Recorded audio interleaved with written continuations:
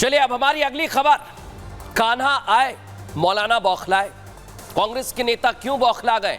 जन्माष्टमी का त्योहार आने वाला है, लेकिन पहले से ही इसको लेकर विवाद चल रहा है। यह विवाद क्या है, इस विवाद पर सरकार क्या बोल रही है, आपके लिए हमने पूरी एक्सरे रिपोर्ट तैयार की है। आपको बता दें दर्शकों, अगली खबर की तरफ बढ़े उससे पहले आज कुछ सवाल दिखाना चाहते हैं, और ये हर सनातनी के मन में सवाल खड़े हो रहे हो। क्या सवाल है, जान लीजिए। क्या कांग्रेस सनातनी विरोधी है, क्योंकि पहले राम और अब कृष्ण से दिक्कत हो रही है? क्या कांग्रेस तुष्टीकरण की राजनीति करती है? ये तीन सवाल हमारे हैं, और ये सारे सवाल हम इसलिए पूछ रहे हैं क्योंकि मध्य प्रदेश की मोहन सरकार ने एक आदेश जारी किया। दर्शकों, आदेश है जन्माष्टमी को लेकर, और यह त्योहार हर स्कूल और कॉलेज में मनाने का आदेश जारी किया गया है। इधर आदेश जारी हुआ, उधर सनातन विरोधी ताकतें एक्टिव हो गई। आदेश का विरोध करने पर यह कहा गया कि मजहबी तरीके से फैसले लिए जा रहे हैं, इसे पूरी तरह से मजहबी रंग देना भी शुरू कर दिया गया है। लेकिन आप सोचिए, पहले राम का विरोध किया गया, प्रभु श्री राम के अस्तित्व पर सवाल उठाए गए, उसे मानने से इनकार कर दिया। राम मंदिर की तारीख को लेकर सवाल जब बनकर तैयार हो गया तो सियासत, और अब प्रभु श्री कृष्ण को लेकर सियासत, नंदलाला पर सियासत हो रही है। दर्शकों, सोचिए आप, इस तरह की सियासत क्यों की जा रही है? क्या वाकई कोई नफरती एजेंडा है? दर्शकों, दिखाते हैं इस रिपोर्ट में।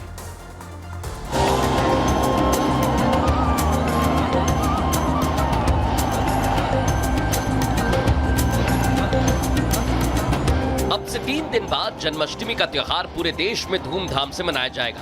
नंद के घर आनंद की खुशियां मनाई जाएंगी। इन्हीं खुशियों को और बढ़ाने के लिए मध्य प्रदेश की मोहन सरकार ने एक आदेश जारी किया, जिसके तहत श्री कृष्ण से जुड़े कार्यक्रम स्कूल कॉलेज में कराने का आदेश दिया है। और मैं मोहन सरकार को बधाई देता हूं, धन्यवाद देता हूं कि उन्होंने इस पर्व को शासकीय स्तर पर भी घोषित किया। ये बधाई की बात। क्या स्कूल कॉलेज में कृष्ण को पढ़ाना अपराध है, या कृष्ण जन्मदिन मनाना अपराध है? ये अपराध है तो कांग्रेसी और जिन्नाओं की नजरों में है।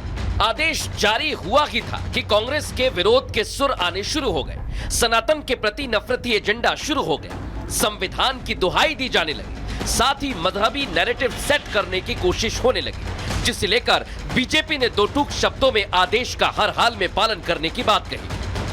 तो अब इनके आदेश में ही है कि एक तरफ आप एक बच्चों को जाने का मना करते हो, दूसरी तरफ आप कहते हो नहीं मनाया जाएगा ये प्रोग्राम शासकीय। कैसे हो सकता है एक धर्म का? फिर गुरु नानक जयंती क्यों नहीं मनाना? उसके लिए भी आदेश करो, फिर ईद के लिए भी आदेश करो, बाकी चीज़ों के लिए भी आदेश करो कि सरकार मनाई। इसीलिए संविधान ने आज़ादी दी है कि जिसको मनाना हो छुट्टी डिक्लेयर कर दी, जिसको मनाना हो सब फ्रीडम, और सब मनाते हैं, हिंदू मुस्लिम मिलकर मनाते हैं। भारतीय जनता पार्टी की सरकार ने, डॉक्टर मोहन यादव जी के नेतृत्व में मध्य प्रदेश सरकार ने हमने निर्णय लिया है कि भगवान कृष्ण की जन्माष्टमी पूरा प्रदेश में धूमधाम से मनाई जाएगी। जिनको भी जन्माष्टमी मनाने से आपत्ति है, आरिफ मसूद या कांग्रेस के अन्य नेताओं को, तो उनको कान खोलकर सुन लें। ये भारत का पर्व है। जन्माष्टमी से आपत्ति कांग्रेस को क्यों होने लगी? जन्माष्टमी को लेकर दिए गए इस आदेश में सियासत के साथ ही मौलानाओं का टेप रिकॉर्डर भी ऑन हो गया है। मजहबी दुहाई दी जा रही है, समानता के अधिकार की बातें कही जा रही है। सोचिए दर्शकों, पहले से ही विरोध किया जा रहा है, लेकिन आखिर ये आदेश है क्या? क्या आदेश है आपको बताता हूं। हर जिले में भगवान श्री कृष्ण के मंदिर में सांस्कृतिक कार्यक्रम किए जाएं। सरकारी प्राइवेट स्कूलों में भी कार्यक्रम का आयोजन हो। श्री कृष्ण से जुड़े हुए प्रसंग स्कूल और कॉलेज में दिखाए जाए। गौरवशाली इतिहास के प्रसंगों से अवगत कराया जाए। लेकिन आप सोचिए कि इस पर तुष्टीकरण की राजनीति हो रही है दर्शकों। लेकिन मध्य प्रदेश के मुख्यमंत्री मोहन यादव ने इस पर क्या कहा है, वो आपको सुनवाते हैं।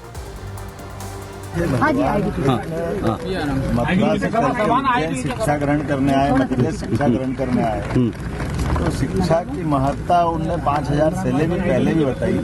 इससे अच्छा सौभाग्यशाली अवसर कब रहेगा? राम है, अगर भगवान कृष्ण का जन्म हुआ और जन्माष्टमी के धूमधाम से मनाते, ये कांग्रेस के लोग जाना छोड़ते मथुरा, मना करे खुलकर। भगवान के ऊपर अश्रद्धा करना भी तो अच्छी बात है। देख लिया दर्शकों आप, कांग्रेस पर तुष्टीकरण का सीधा आरोप लग रहा है, लेकिन कांग्रेस ने कई बार ऐसा किया है। राम को काल्पनिक बताया गया, दर्शकों आप भूले नहीं होंगे। श्री राम के अस्तित्व पर सवाल उठाए गए, राम सेतु को लेकर भी बयानबाजी की गई। इतना ही नहीं, राम मंदिर निर्माण पर सवाल उठाए। राहुल गांधी ने तो हिंदुओं को हिंसक बता दिया था। रामलला की प्राण प्रतिष्ठा से भी दूरी बनाई है। सोचिए दर्शकों, लेकिन एक तरफ कांग्रेस है, दूसरी तरफ बीजेपी है, मौलाना भी हैं जो बात कह रहे हैं। हिंदू धर्मगुरु उस पर क्या जवाब दे रहे हैं, सुनवाते हैं आप। किसी सरकार को ये इजाज़त नहीं कि कुरान पढ़ाने के नाम पर पैसा दे या गीता पढ़ाने के नाम पर पैसा दे या किसी भी धर्म के त्योहारों को लेकर जो है स्कूलों में, सरकारी स्कूलों को इस्तेमाल करे। ये संविधान के बिल्कुल खिलाफ है। अगर मध्य प्रदेश सरकार इस तरह से कर रही है तो उसको समझना चाहिए कि देश का एक संविधान है और ये संविधान देश से चलेगा, गीता और रामायण से नहीं चलेगा। भारतीय संस्कृति जन्माष्टमी का उत्सव का जो आदर्श है वो सिखाया जाता है, सर्वे भवन्तु सुखिनः, वसुधैव कुटुम्बकम, सबके साथ न्याय करो, सबके साथ मिलकर चलो। तो ये जब तक संस्कृति का जो विरोध है ना, वो साफ साफ दिखाई दे रहा है। तो धर्मगुरुओं को आपने सुन लिया दर्शक। एक तरफ कांग्रेस को जन्माष्टमी को लेकर दिक्कत, जैसे ही आदेश जारी हुआ दिक्कत होने लगी।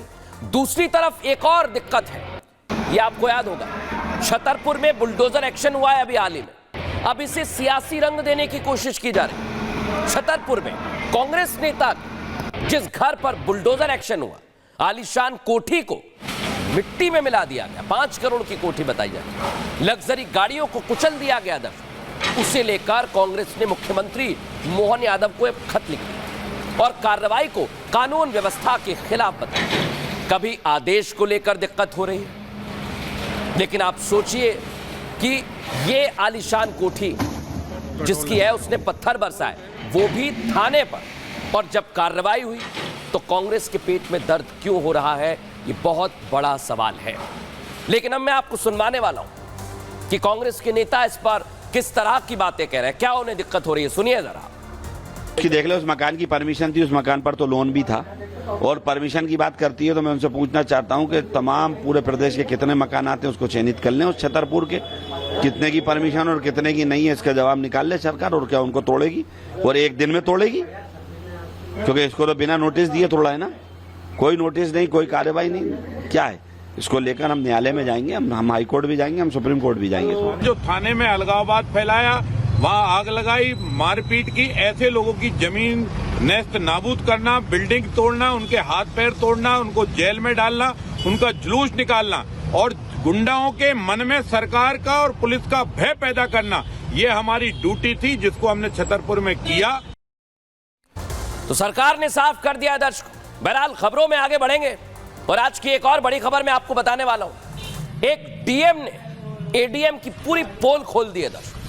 सोचिए आप, दोनों अधिकारी, लेकिन कैसे ये पोल खोली गई है, आइए जरा आपको विस्तार से बता देता हूं। क्योंकि जिस तरह से डीएम ने कार्रवाई की, एक ऐसी खबर हमारे सामने आई जो योगी राज में सामने आई। आपको पता है कि उत्तर प्रदेश में अपराधियों की खैर नहीं, चाहे अपराधी कितना भी रसूख वाला क्यों ना हो। अब आपकी टीवी स्क्रीन पर जो तस्वीर आपको दिखा रहा हूं, ये जौनपुर के अपर जिलाधिकारी भू राजस्व का कार्यालय है। यहां डीएम ने एडीएम के दफ्तर में छापा मारा है। समझिए आप, उन्हें एडीएम कार्यालय में फर्जीवाड़े और भ्रष्टाचार की जानकारी मिली, जिसके बाद डीएम साहब अचानक एडीएम के दफ्तर पहुंच गए। डीएम रविंद्र कुमार मापदंड को लेकर देखिए आप कैसे काम कर रहे हैं वहां पर। सभी अधिकारी कर्मचारी मौजूद हैं। खुद एडीएम साहब भी घबरा गए इस कार्रवाई से। दफ्तर के चप्पे चप्पे की जांच की गई, अलमारी से लेकर सारी फाइलों को खंगाला गया, खंगाल कर देखा गया, बैग्स को खाली किया गया, एक एक चीज की बारीकी से जांच की गई। जांच के दौरान कुछ स्टैंप मिले जो फर्जी हैं दर्शकों।